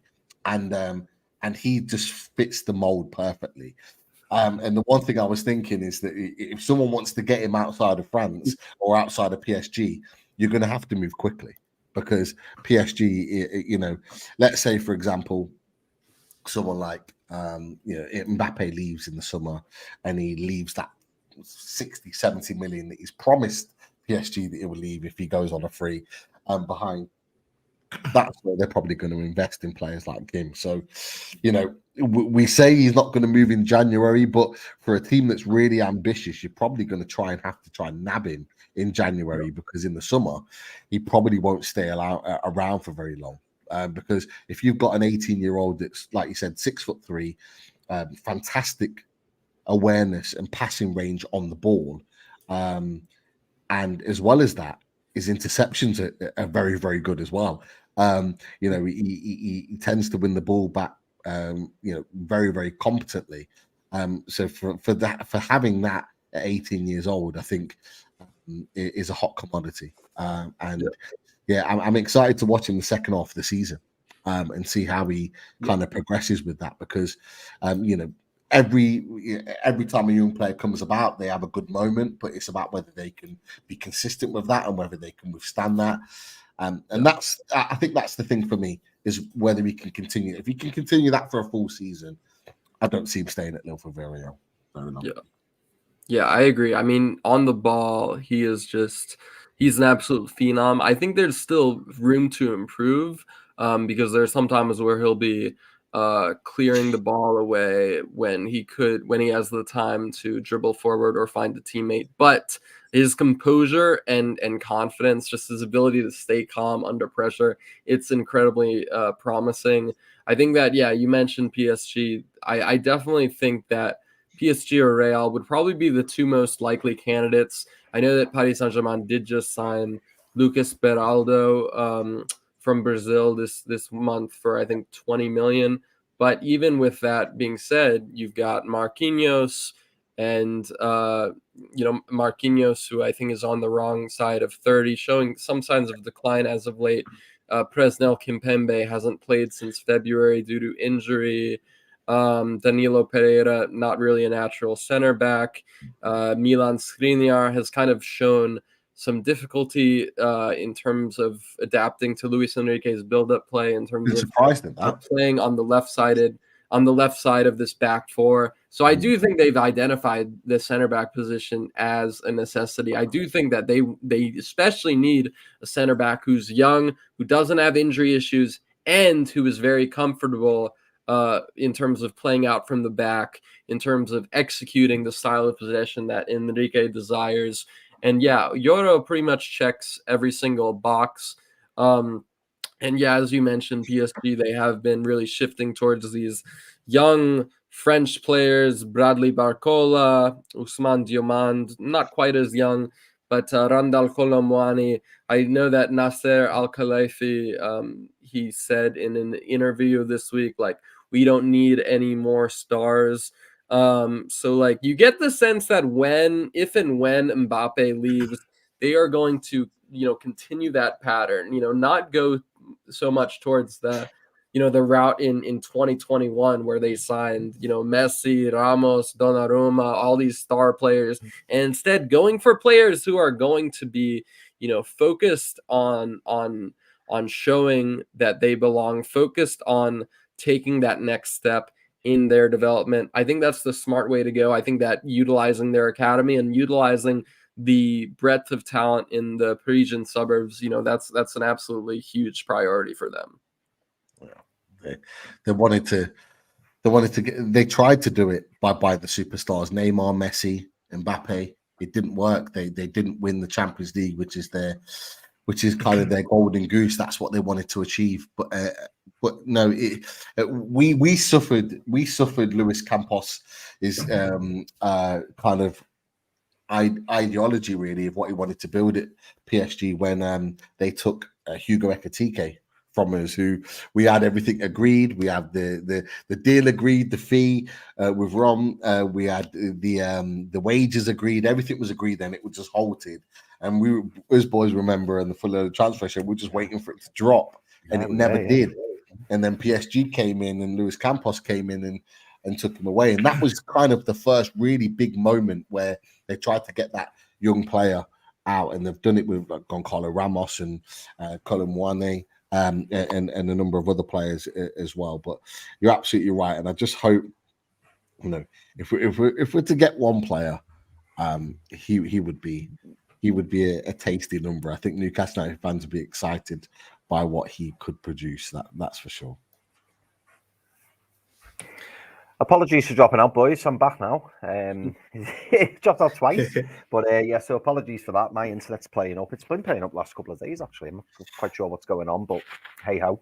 But no, fantastic discussion. And you know, Zach, hopefully, mate, we can have you back on, because we'd love to have you back on, because it's been absolutely fascinating, and getting that Portuguese perspective as well has been particularly interesting.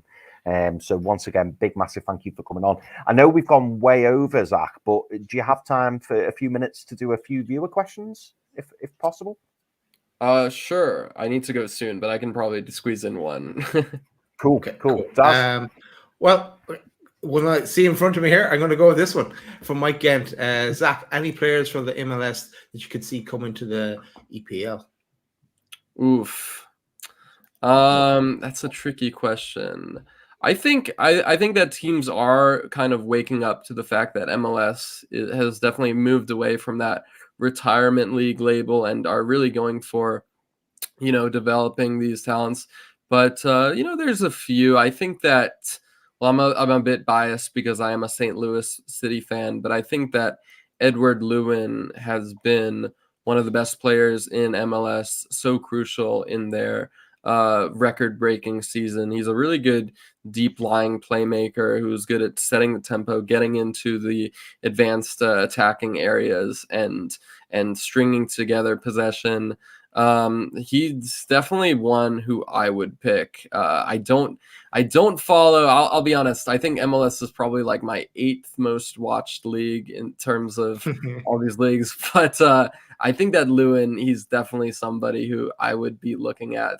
But yeah, there are quite a few young players who teams are starting to snap up. You know, we saw that with Chelsea going with, you know, their past 2 goalkeepers, Petrovic and Slonina.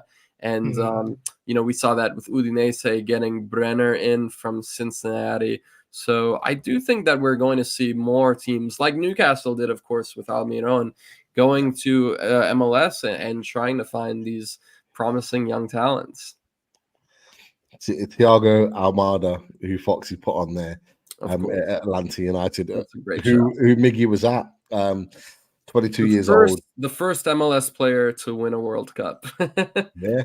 Won't be the last. Something crazy last season, like, is it 16 goals, 14 assists, or it might be the other way around? Like, it's just crazy numbers, more than Miggy was getting at Atlanta United. And I know there's been a few people in our chat that have talked about him for a while. Yeah, I think someone's going to snap him up soon. He's a huge. Last question for you, Zach, before you run out. It's from Mike Gent again, but he asks, final question for Zach, what happened in Miami? Just asking for a friend. So can you share that with us, or is it classified? Sorry, with regards to with what is the not Beckham? Oh, okay. Not Beckham in Miami, no. The police call out when they had all the police out. Apparently, it was 20 young people fighting, but it turns out that there was talk of aliens and all sorts. Oh my god! The only thing I will say is that, you know, every American, they have become accustomed to the stories of the Florida man, because, you know, it seems like there's always something crazy happening with a Florida man. Like, it's a Florida man wrestled an alligator in his leg, or a Florida man decided to like swallow gasoline, something. There's always something crazy happening about Florida. It's just something with that state. And, you know, you multiply it by all the money, all the beach, all the glamour of Miami. There's always something that's going to be crazy happening in the 305. So I don't doubt that there's something unusual, unorthodox happening there. It's just, once you go there, you kind of like, it's like you're on a drug. Like, you just, you know, you walk through the streets like you're Tony Montana, and it just makes you feel different. Well, you haven't denied it, Zach, so the truth is out there. So we'll get to the bottom. Good enough for me. Yeah. Oh, brilliant. Well, listen, Zach, wait. Oh, sorry, Daz, what were you going to say, mate? No, I was going to do the same thing. No, brilliant. Listen, Zach, we'll wrap the show up, but I'm conscious of your time, mate. And listen, thank you so much for coming on. We've really appreciate it, and we've really enjoyed having you on. And hopefully we can invite you back on again. But just before you go, just quickly tell us where we can find you, just in terms of your Twitter handle and stuff like that. Yeah, for sure. So you can find me on Zach Lowy at Twitter, ZACHLOWY, as well as check out BTLVid on Twitter. We've got some incredible articles coming up. We've got an AFCON preview of all of the different groups. And so, yeah, we are producing a lot of a lot of articles on breakinglines.com, really focusing on every league possible. Just this week, we've covered like Northern Ireland and all of these, fringe leagues. So we're definitely going to be, we've already produced a lot of articles on players who we've mentioned in the show, such as Diomande, such as Lenny Yoro. So we're going to be continuing to produce that top quality content, and stay tuned. We've got some big plans coming up. Nice one. Brilliant, mate. Brilliant. Cheers, Zach, for joining us. Thank you so much. Thank you very much, Zach. You take care, mate. Ciao. Great to have Zach on. Yeah, exactly. Yeah, absolutely, yeah. And so it was interesting Portuguese talk, because we've not really had any like Portuguese experts on, have we? So it was nice to hear the Portuguese perspective from Zach. But no, really enjoyed that. Really enjoyed it.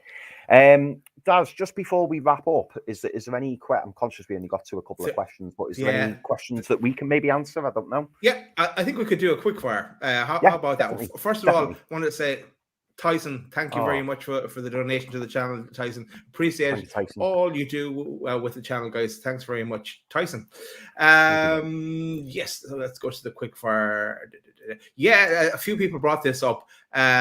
What is your thoughts on the Sean Longstaff sale, considered amid FFP fear? I suppose we are going to probably go and get into a bit of that tomorrow, maybe with our guest tomorrow. We haven't said who it is yet, but I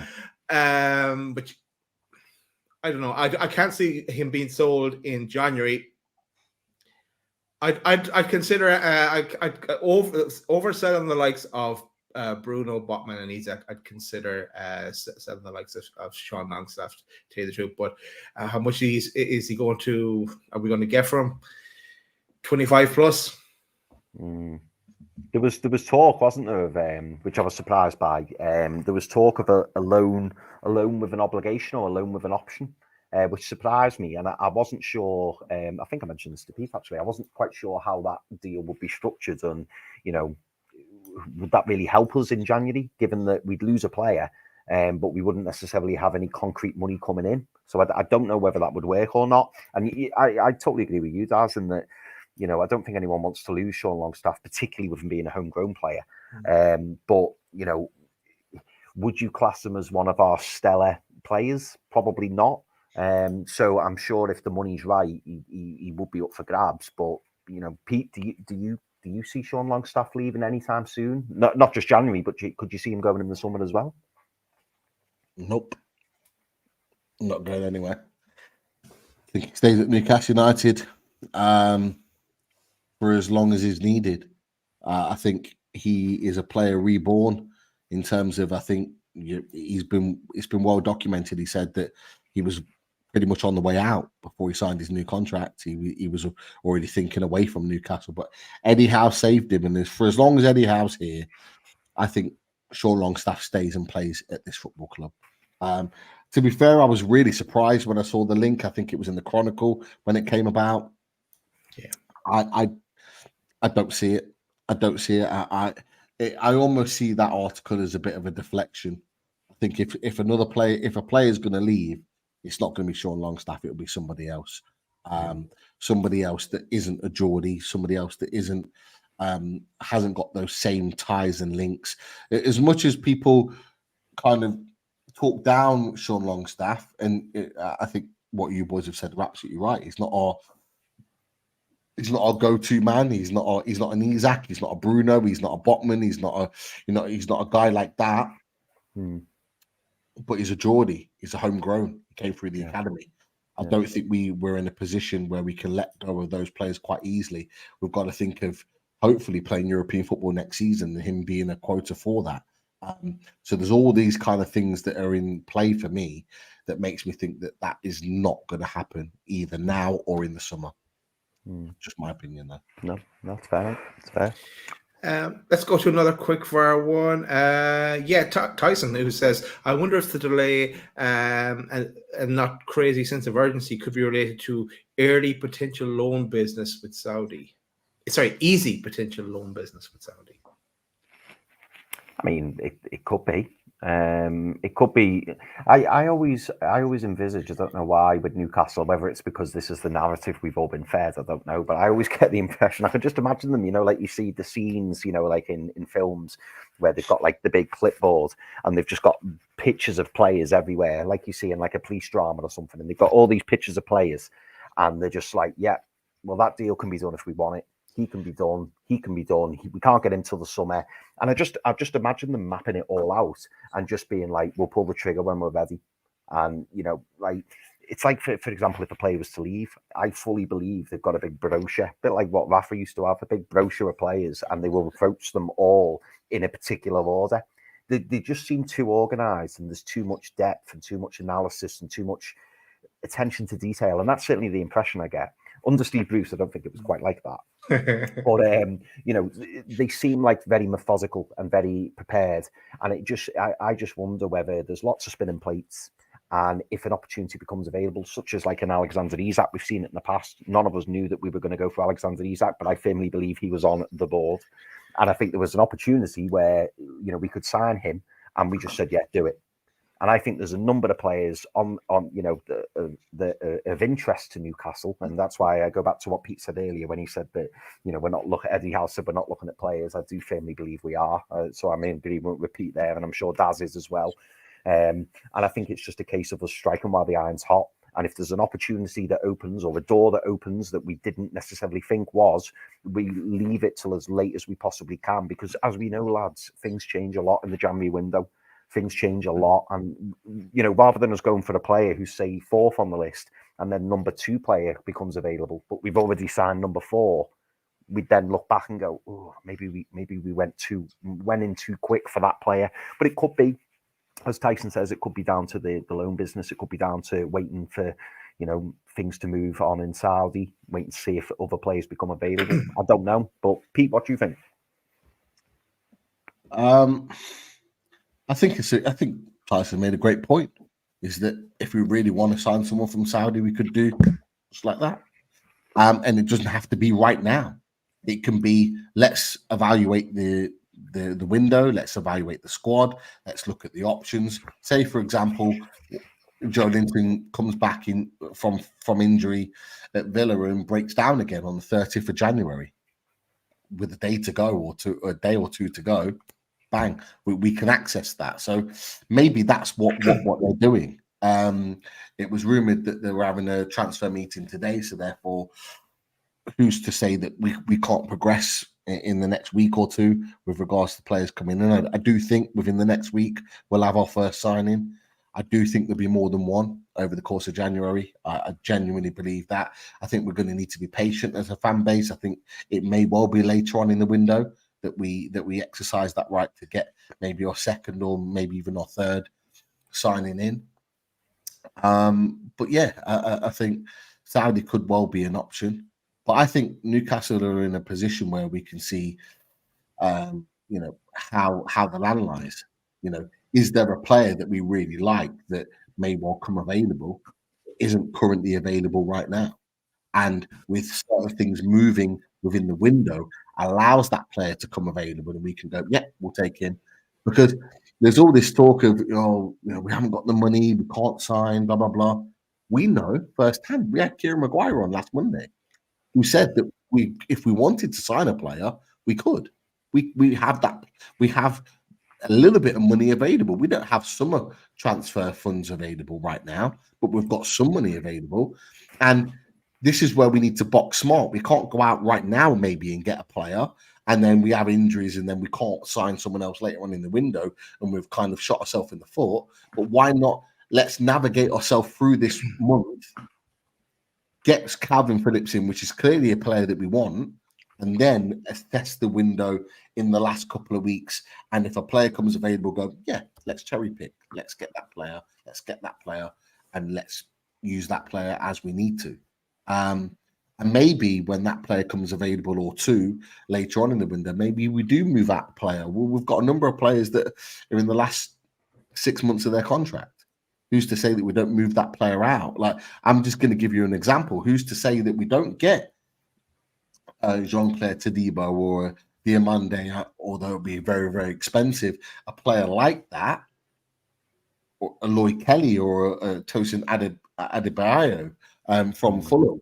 Who's to say we don't get a player like that and we go, thanks for your service, Jamal Lascelles, you've got 6 months left to go, we'll move you on. Who's to say that that move doesn't happen? That could potentially happen still. So there's lots of things that could move right now. This is why I'm not getting too het up about it. I'm looking at the links. I'm looking at the movement of players and what we're linked with, and I'm being patient with it because I do think we'll still get the players in that we need. Yeah, I think the same, as in, don't panic. I think that'll be on a poster come towards the middle of January. But the other thing, like you making spinning plates, we've had musical chairs, but stick another one. Formula One pit stop strategy, and the strategy that Newcastle apply here. Maybe they're waiting for as Chris said, the right move and when to play their cards. So yeah, it's nothing that's happening for us. Yes, and I'm going to go to David's comment where he's linking to Spurs and the movement that Spurs have made, but they were missing players. They needed to act quicker off the block, and they had some of those ideas and players in mind where to strike. So they were in a different situation. So yeah, we're waiting on players coming back as well, as Eddie will keep telling us. I don't believe. Yeah, it is. Yeah, of course. Our squad's better than theirs. It's just that we've had significantly more injuries than they have. They've got injuries, which is exposing their squad right now. But our squad, if we put our squad against Tottenham's, ours is better. We've got a better squad of players than them. But the problem is, we've had so many injuries that we just haven't seen that squad come to fruition.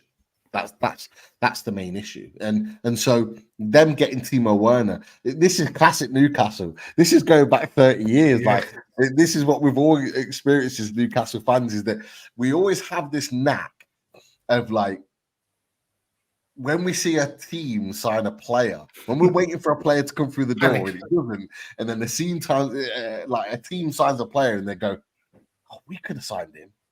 Why are they moving quicker than us? Why are we not active first? Why are we? So, would we really take Timo Werner? Would we really take him? Really? Like, do we need him? Is he better than Callum Wilson? I know Callum Wilson's got his injury problems. No, he isn't. Is he better because he can play off the left? Is he better than Anthony Gordon? Not right now. Like, but it's that panic. It's that panic of getting players. We're not. It is. This is where we just need to. Yeah, why is he leaving another club? Like, he's changing clubs pretty fast, so I wouldn't be jumping on that one straight away. Look, I think we'll leave there the questions. Topics like Minter that we talked about before. I know he's gone now to the AFCON as well, but we said before we wouldn't recall him, let him serve out his loan. We also talked about Gallagher as well from Chelsea, a player that we all like. Just what would Chelsea actually look for him? Is the question. I'd say it'll be big money. 50 million. That's what rumor. Apparently, that's the rumor. The rumor is they want 50 million for him. Tottenham wanted him in the summer. They're rumored to go back in for him again. For me, I think he's a good player. I think he improves. I think Sean Casey made a great point, and we talked about it. To be fair, when we did the Carabao Cup game, is that actually his pressing is fantastic, and we brought up the stat before the Chelsea game kicked off, is that his pressing is one of the best in Europe. So for this Newcastle United team, it would be perfect. But I don't think we're going to shell out 50 million in January for a midfield. We're just not going to do it. No, I agree. And I think there's better alternatives for that place out there. Yeah. Look, we'll stop with the questions because we're back tomorrow. And Chris, you're going to tell us what's happening as well in your closing. Yes. So what I'll do just before we get to that, I'll just want to say again a big massive thank you to everybody who's watched and tuned in. Please don't forget to like and comment. Comment. I mean, you can still comment. Please feel free to comment, but leave us some comments after the show. Tell us what you think of the show. Tell us what you think of Zach. Zach, first time on Loaded, and Zach gave us some really interesting insights. So big massive thank you again to Zach. But please do like the show. Do subscribe if you're not already subscribed. And yeah, as I say, thank you very much for watching the show. I'm going to quickly run through the sponsors. So big massive shout out to our sponsor, the radiatorshed.com. Russ and the lads, they provide top quality materials made from plate steel, providing longevity, all designed and manufactured in Italy. Aluminium rods are environmentally friendly and are perfect for heat source pumps. And they offer a home survey service and will install if required. And here's some pictures of some gorgeous radiators that are on offer. So if you are interested in getting some new radiators, all different colours there's Big Russ with the main man, the number 9, Callum Wilson. So please consider approaching Russ if you're after some new radiators. And Russ, if you spot him in Newcastle, there he is with his van and the Loaded sign on there, because he is a loyal, committed fan of Loaded. Also, big shout out to H2O Bathroom Design Company. And again, they designed some gorgeous bathrooms, and we would recommend that you approach the lads at the Bathroom Design Company. And if you mention Loaded, there's a good chance that you will get a discount. So don't forget to do that as well. If you haven't already become a member, please do consider becoming a member. And funnily enough, I think we are in need of a new member draw, so we'll have to get round to that shortly. So if you haven't become a member, please consider doing so. It's $1.99 a month. We do try and do monthly draws. They have turned into 6 weekly draws recently, but we do try and do monthly draws. And obviously, you can become a Loaded Ultra, and all the support that we receive on the channel is much appreciated. Don't forget, you can find us on various platforms, various socials. We're on YouTube, Spotify. You can listen to us on Apple Music and Amazon Music, and you will find us on X, TikTok, and Instagram. And as Daz mentioned earlier, we have some fantastic shows. It doesn't end here. It's only Tuesday, and we've got two more shows guaranteed coming up. And the first of those shows, Pete, I'll let you mention this, and this is tomorrow, I believe. Yeah. So we have Ben Jacobs coming back to join us to talk all things Newcastle United transfers. There's a few things that actually he wants to discuss with regards to Newcastle, certain players, certain figures within the club. So yeah, it's at an earlier time of 6:30. So make sure you press that notification bell on Loaded Mag NUFC and make sure that you are aware of the start time. So 6:30 with Ben Jacobs. It should be a very, very interesting one. Great knowledge, and he has a great scope on Newcastle United and follows us very, very closely. So should be some good information coming out of that one. Yeah, and we don't do back-to-back shows. We do back-to-back-to-back shows because we're on again on Thursday, aren't we, Pete? We are. The main man, LB, is back on Thursday to talk all things Newcastle United and Man City. And I always give him a bit of a wind-up that he hates Newcastle United. But we'll find out for sure. He does. Find out. We will put him to the test on his opinions on Newcastle United on Thursday. 8 o'clock start. We'll get into all the juicy details with regards to Newcastle and Man City. Last time I spoke to him, he was worried about coming to St. James's Park, so we'll get his opinion on that as well. He's got a reason to be worried because I think we're not coming to mess around on Saturday. So we'll like I say, we'll get into that Thursday. I completely agree, and we owe them one, don't we, Pete? Let's be honest, we owe them one. Very true. Yeah. But anyway, that's drawing us to a close. So once again, because I love the button, I all love this button. It's my favourite button on Loaded. Thank you again for watching, and please like the show if you haven't already, and do consider subscribing. So before we draw to a close, Daz always asks me this, but I'm looking forward to asking Daz this. But Daz, can you finish us up for us? Do I have to get someone to say it? Anyone around? No, it's not a challenge. Daz challenge. How'd you like that? Good luck. Thanks, everyone. Take care.